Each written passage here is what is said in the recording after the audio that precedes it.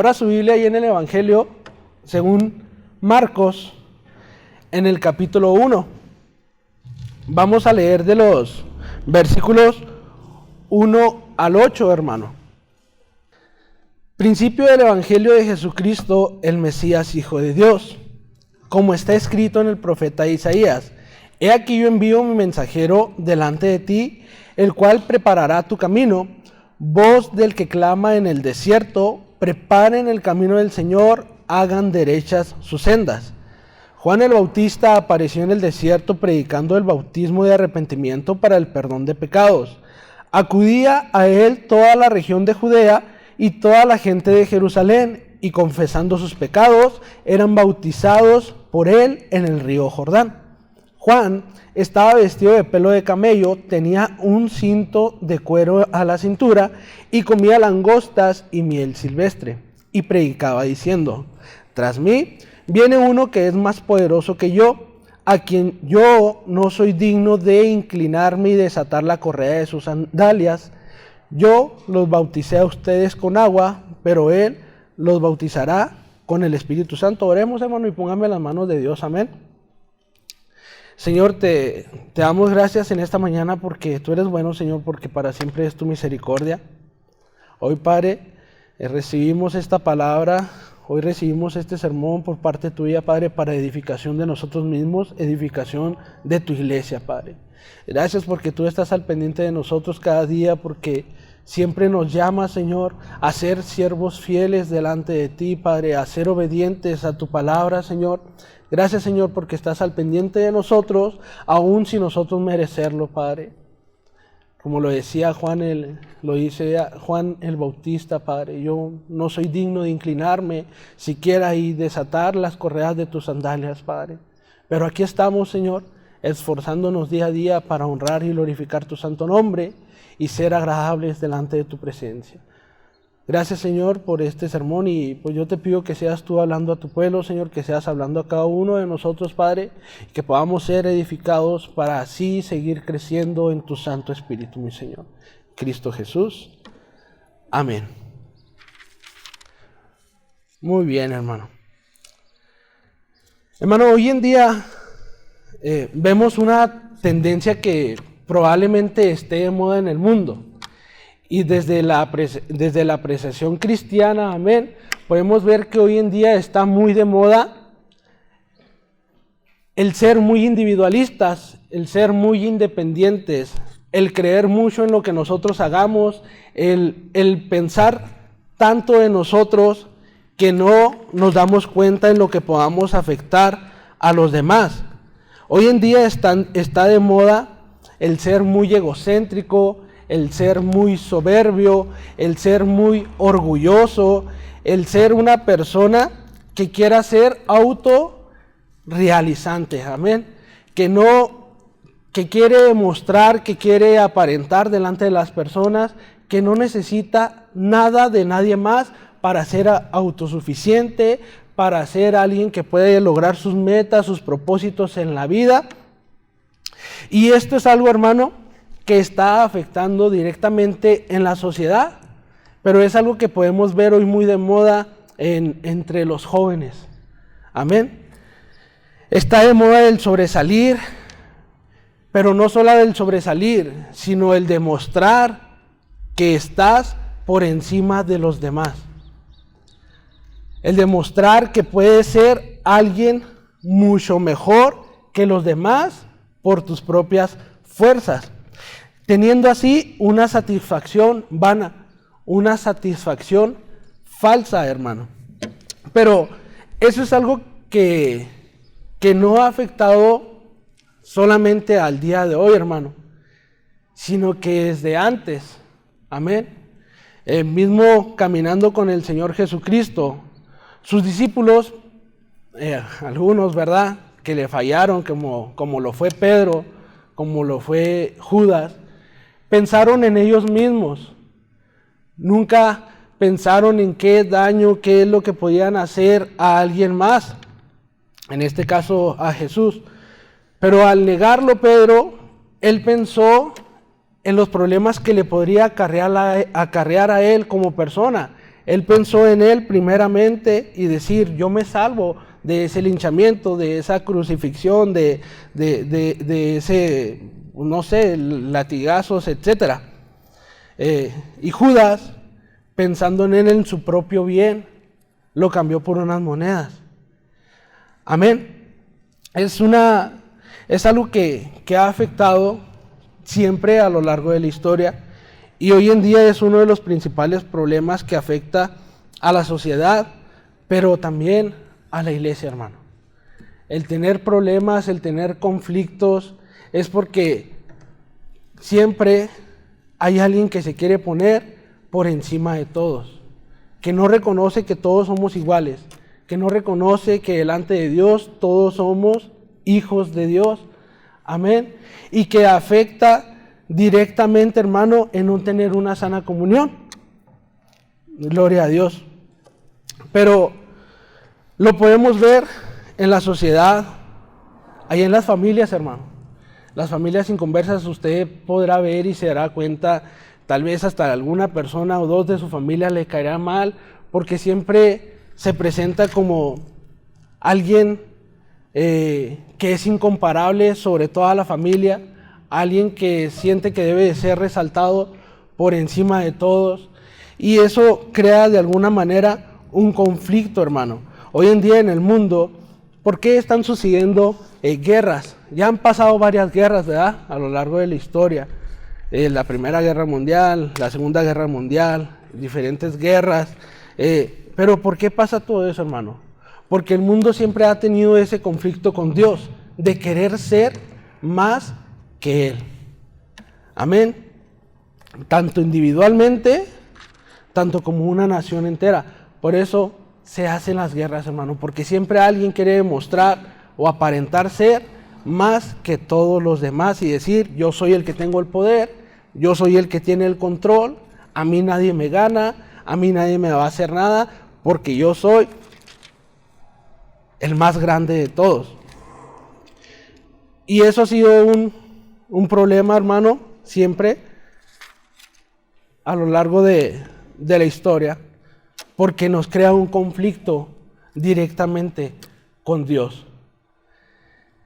Y Marcos inicia en este versículo 1 con esto, hermano. Principio del Evangelio de Jesucristo el Mesías, Hijo de Dios. Evangelio, hermano, se traduce a buenas noticias para la humanidad. No sé si alguien me pudiera ayudar con un vasito de agua, hermano. Se me secó mucho la lengua y los labios. El Evangelio se traduce a buenas noticias para la humanidad. Era utilizado militarmente, ahorita que les mencionaba acerca de las guerras, era utilizado para dar buenas noticias a la nación. Hemos ganado esta batalla, hemos ganado esta guerra, hemos hecho la hazaña, amén. No la hazaña de comida, sino la hazaña de vencer en esa guerra. Amén.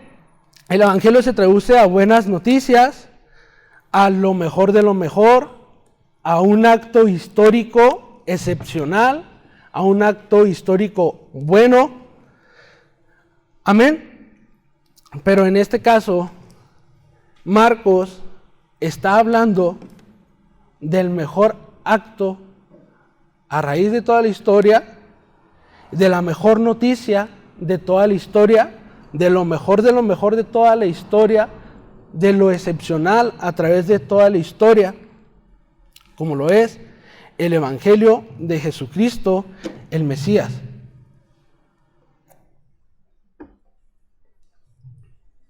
El Hijo de Dios. ¿Por qué inicia Marcos con esto, hermano? Porque ciertamente toda la humanidad está en una pelea con Dios directa. Al no reconocerle, al no aceptarle como el Todopoderoso, como el Rey, como el que tiene el control de todas las cosas, de tu propia vida, de tus situaciones, de todo lo que te sucede a ti y de todo lo que sucede a tu alrededor, hermano. Entonces, Dios se introduce en la historia y revela la redención. En este caso, Marcos está diciendo, tú estás peleado con Dios, estás siendo orgulloso, no estás reconociendo al Todopoderoso. Y a lo largo de toda tu vida ha sido así, pero les traigo una buena noticia. Jesucristo ya viene. Amén. Y vamos a leer ahí en Isaías 40, hermano. Vamos a leer los versículos 3 al 5. Y dice así: una voz clama, preparen en el desierto camino al Señor, allanen en la soledad calzada para nuestro Dios. Todo valle sea elevado y bajado todo monte y collado, vuélvase llano el terreno escabroso y lo abrupto ancho valle. Entonces será revelada la gloria del Señor y toda carne a una la verá, pues la boca del Señor ha hablado. Y ahí vamos a pasarnos a Malaquías 3, en el versículo 1. Dice: si yo envío mi mensajero y él prepara el camino delante de mí, y vendrá de repente a su templo el Señor, a quien ustedes buscan. Amén. Aquí en este versículo 2 vamos a leerlo de Marcos. Dice: como está escrito en el profeta Isaías, he aquí yo envío mi mensajero delante de ti, el cual preparará tu camino. Voz del que clama en el desierto, preparen el camino del Señor, hagan derechas sus sendas. Dios, hermanos, desde el principio, desde Génesis a Adán y a Eva, les prometió un redentor, les prometió un salvador. ¿Por qué, hermano? Pues como sabe, desde el principio el hombre ha fallado en contra de Dios. Tal vez le hemos fallado de tal manera que le hemos tomado por una estima bajo al de nosotros. ¿Por qué bajo el de nosotros, hermano? Porque todas estas fallas que se han generado han sido a causa que le damos prioridad a nuestro pensamiento terrenal, a nuestra carne, a la tentación, por encima de lo que Dios nos manda a hacer, el obedecerle a Él. Amén. Y Marcos, aquí en este versículo 2, él citó la Escritura para decir: hay un Redentor que va a venir, hay un Redentor que estará para el perdón de sus pecados. Pero se va a las Escrituras, ahí en Isaías 40, de los versículos 3 al 5, Malaquías 3:1. Y en esos versículos, hermano, él está mencionando que hay un mensajero en lo que llega a nuestro Señor Jesucristo. Vamos ahí a Malaquías 4:5, dice así: yo les envío al profeta Elías antes de que venga el día del Señor, día grande y terrible. Y habla de esta preparación en el versículo 2. Dice: yo les envío al profeta Elías como preparación, alguien que va a preparar antes de que venga el Señor y se llegue el día grande y terrible. El Señor revelaba que la llegada de ese rey sería preparada por alguien más delante del pueblo, hermano. Y esa llegada de ese rey iba a ser preparada por Juan el Bautista. El Señor usó, Marcos conjugó lo que es Malaquías 3 y 4, Isaías 40, los conjugó, los juntó, y es ahí donde revela y dice Marcos que ese mensajero es Juan el Bautista. Pero ¿cómo vamos a saber que ese mensajero es Juan el Bautista? Vamos ahí a leer más adelante en el versículo 4 al versículo 7. Dice: Juan el Bautista apareció en el desierto predicando el bautismo de arrepentimiento para el perdón de pecados. Acudía a él toda la región de Judea y toda la gente de Jerusalén, y confesando sus pecados eran bautizados por él en el río Jordán. Juan estaba vestido de pelo de camello y tenía un cinto de cuero a la cintura, y comía langostas y miel silvestre. Juan, hermano, aquí Marcos está haciendo un detalle al ver cómo estaba Juan el Bautista vestido. Y guarda ese detalle, hermano, y dice que él estaba vestido con pelo de camello y que tenía un cinto de cuero en la cintura y que comía langostas y miel silvestre. Si nosotros nos vamos al Antiguo Testamento, allí en Segunda de Reyes, hermano. Segunda de Reyes 1:8 habla acerca de cómo era que vestía Elías, hermano. Elías vestía con pelo de camello y un cinturón de cuero en sus lomos. De la misma manera que Juan el Bautista estaba vestido al predicar y bautizar.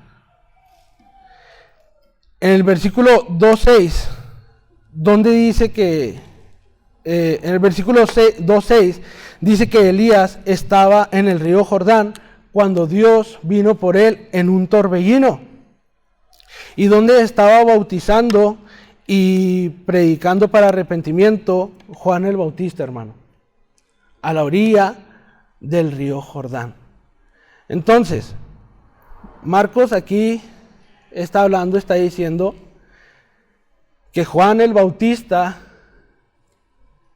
bien conjugó los versículos del Antiguo Testamento para decir que Juan el Bautista es aquel del cual hablaba Malaquías. Amén. Y que él era quien prepararía la llegada del Señor Jesucristo. Aunque Juan el Bautista no sabía cómo iba a venir, ni qué es lo que iba a hacer. Juan hace ver al pueblo que él era el mensajero de que hablaba Malaquías, y todo israelita conocedor de la palabra, o sea, del Antiguo Testamento, de Reyes, de Malaquías, de Isaías, sabía que el Salvador de que hablaban los profetas habría de llegar y que tenían que prepararse para recibirlo, arrepintiéndose de sus pecados, hermano. Amén, gloria a Dios. En la lectura de los versículos 4 al 6, vamos a leerlo nuevamente. Dice: Juan el Bautista apareció en el desierto predicando el bautismo de arrepentimiento para el perdón de pecados. Acudía a él toda la región de Judea y toda la gente de Jerusalén, y confesando sus pecados eran bautizados por él en el río Jordán. Venían de todos lados, hermano, de Judea, para ser bautizados, puesto que aquellos que conocían la palabra de Dios, amén, sabían que el rey iba a llegar y que para estar preparados necesitaban arrepentirse de sus pecados, practicando asimismo el bautismo en el agua, que es lo que hacía Juan el Bautista, hermano, y que es algo que hasta el día de hoy nosotros seguimos practicando. ¿Por qué practicamos nosotros, hermano, el bautismo en las aguas? ¿Es para salvación? No, no es para salvación, hermano, pero sí es para expresar mi decisión en la intimidad con Dios, haciendo pública mi decisión y gritar a los cuatro vientos que asumo el compromiso de seguir y de servir a Cristo. Amén. Quienes se van a bautizar, en este caso no está Yusuf, ¿verdad? Pero si alguien no se ha bautizado y se va a bautizar, es eso, hermano. El demostrar al mundo, gritarle al mundo que ya no eres más tú, que Cristo te ha salvado y que por completo tú le quieres entregar tu vida a Él, que quieres prestar tu vida al servicio de Dios, que lo quieres seguir y servir. Amén. Desde Malaquías, ahorita lo mencionaba el pastor, el pueblo había esperado 400 años por un profeta, hermano. ¿Y qué era lo que Juan predicaba? Juan predicaba la verdad. Ahorita lo cantábamos, ¿verdad? Él es la verdad. Y necesitaba el pueblo arrepentirse de sus pecados, volverse de sus malos caminos. Amén. Juan el Bautista no era alguien que predicaba de una manera light. No era alguien que dijera, no, pues les voy a predicar bonito para que la gente siga viniendo, para seguirlos bautizando, para que la gente pues no se sienta incómoda, para que la gente se sienta a gusto y tranquila, que puede venir y pasar un rato a gusto escuchando una palabra de Dios. No hacía sentir a los pecadores cómodos, hermano.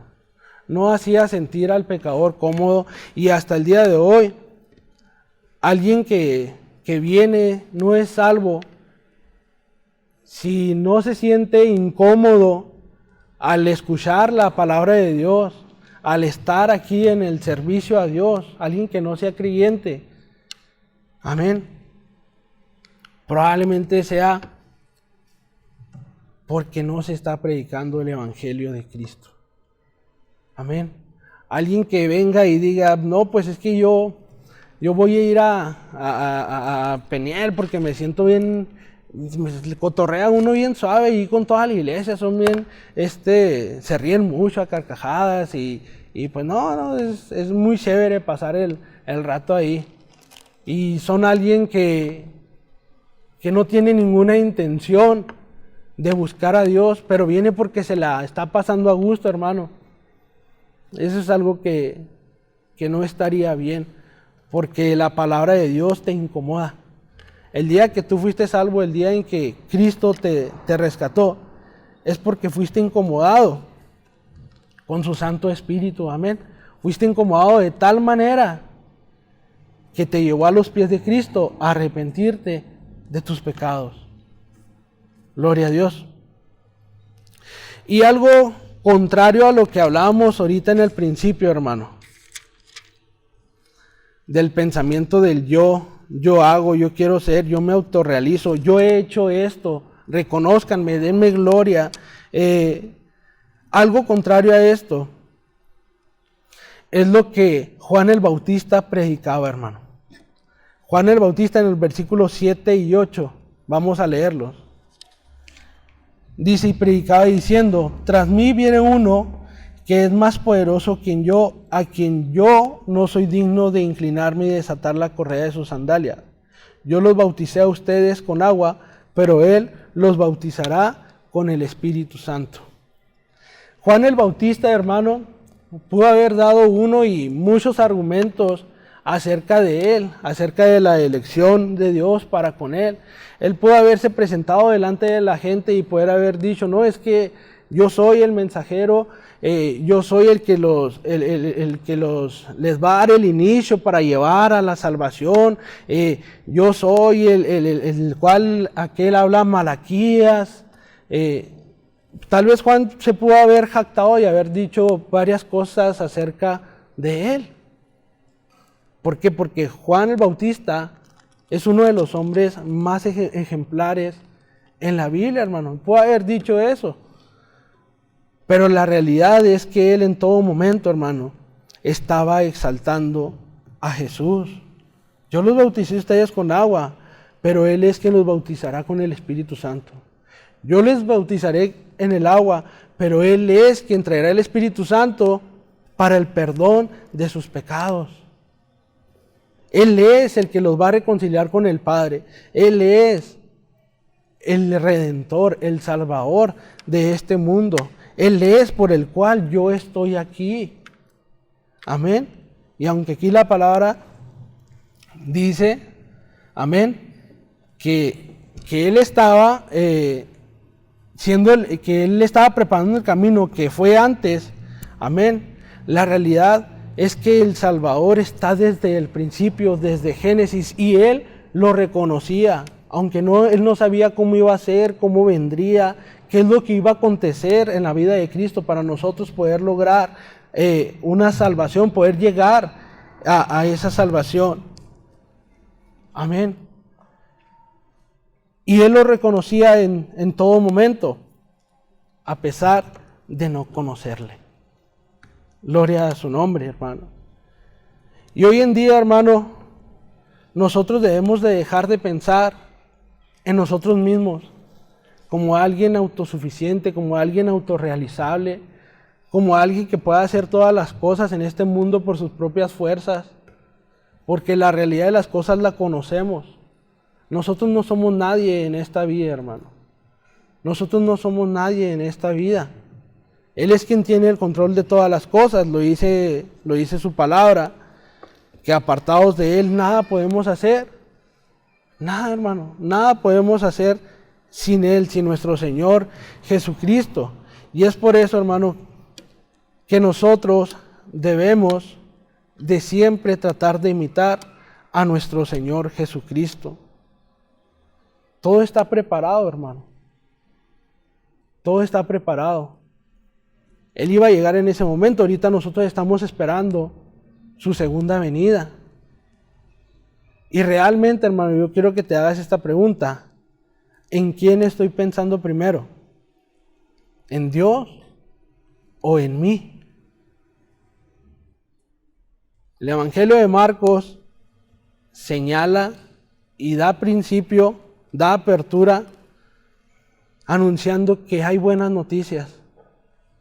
Hay buenas noticias.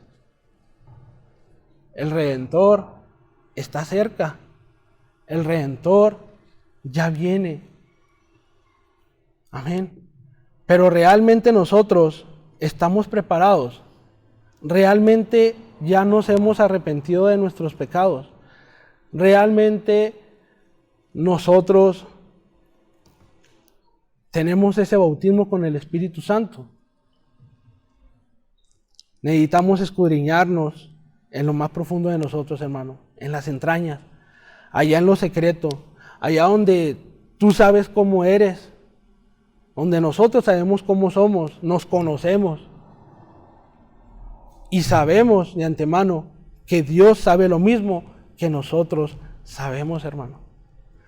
Realmente hemos pedido perdón a Dios, realmente nos hemos arrepentido, hermano. Realmente hemos creído en aquel Salvador. Realmente hemos creído en las buenas noticias. Realmente hemos creído, hermano. Si te sientes identificado con el ser soberbio, con el ser egocéntrico, con ser alguien que deja en segundo plano a Dios para realizar todas las cosas por tu propia voluntad, por tus propias fuerzas, pues es un momento agradable, hermano, para pedirle perdón a Dios y decirle que Él tome el control de tu vida, que Él tome el control de nuestras vidas, hermano. Que verdaderamente sea Él que tome el timón de nuestro barco y lo dirija conforme a su voluntad. Cuando se preparaba la llegada de un rey hacia un pueblo, hacia una nación, siempre se mandaba un representante que fuera y visitara el pueblo hacia donde iba a llegar el rey, que fuera y secara las calles por donde iba a llegar el rey. ¿Para qué? Para tal vez no sufrir contratiempos, no sufrir un disgusto para el rey, para que tuviera el camino o la vía la vía libre. Y eso es algo que hasta el día de hoy, hermano, se sigue haciendo. ¿Con quién? Con los reyes, con los presidentes, con los líderes mundiales, vamos a llamarlo de esa manera, amén. Antes de que ese rey, de que ese líder, de que ese jerarca vaya hacia un país, se dirija hacia un país, hoy en día entre los presidentes existe un canciller, existe un secretario de gobierno, y va antes para saber qué vías va a tomar el líder, el presidente, al llegar a ese pueblo. Juan el Bautista fue lo que hizo, hermano, con nuestro Señor Jesucristo. Él fue, checó hacia dónde iba a llegar él. Dijo, aquí hay baches, aquí en este pueblo hay baches, aquí en este pueblo hay corrupción, hay cosas que pueden impedir o que pueden afectar la llegada de ese rey. Entonces hay que prepararlo, hay que predicar para arrepentimiento de los pecados, que se bauticen para ese arrepentimiento. Gloria a su nombre. Y hasta el día de hoy, hermano, esa preparación sigue en pie, porque tú y yo tenemos que pasar por ese proceso para que Cristo venga por nosotros. Amén. Así es que yo te invito, hermano, a que si te sientes identificado en fallarle al Señor, si te sientes identificado en decir, pues creo que realmente no he creído en Cristo, no he creído en la verdad, tal vez no he creído que Él es el camino, la verdad y la vida, es un momento para arrepentirnos, para arrepentirte y decir, Señor, quiero que tomes el control de mi vida. Y me quiero bautizar porque quiero gritar a los cuatro vientos que tú me has cambiado. Amén. El expresar públicamente, hermano, el seguir y servir a Cristo. Juan predicaba la verdad, y ahorita lo mencionaba el pastor en un canto. Esa verdad es hasta el día de hoy y tenemos que defenderla. Lo decía acerca de Pablo ahí en Hechos. Amén. Pablo hablaba y predicaba sin tapujos, hermano. Él no endulzaba la palabra, él predicaba lo que era. Porque hay que reconocer que aunque es una palabra fuerte, no es una palabra que él dijera con amargura, o que dijera con un enojo, con una ira para dañar al pueblo, sino por el contrario, buscando que se arrepientan de sus pecados, buscando que proclamen la grandeza de Dios, buscando el reconciliarse con el Padre, buscando el llegar al reino de los cielos, el día en que partamos de este lugar por una muerte, o el día en que Jesucristo venga por su iglesia, el día que Jesucristo venga por su pueblo. ¿Crees que Jesucristo viniera hoy mismo? ¿Te irías con Él?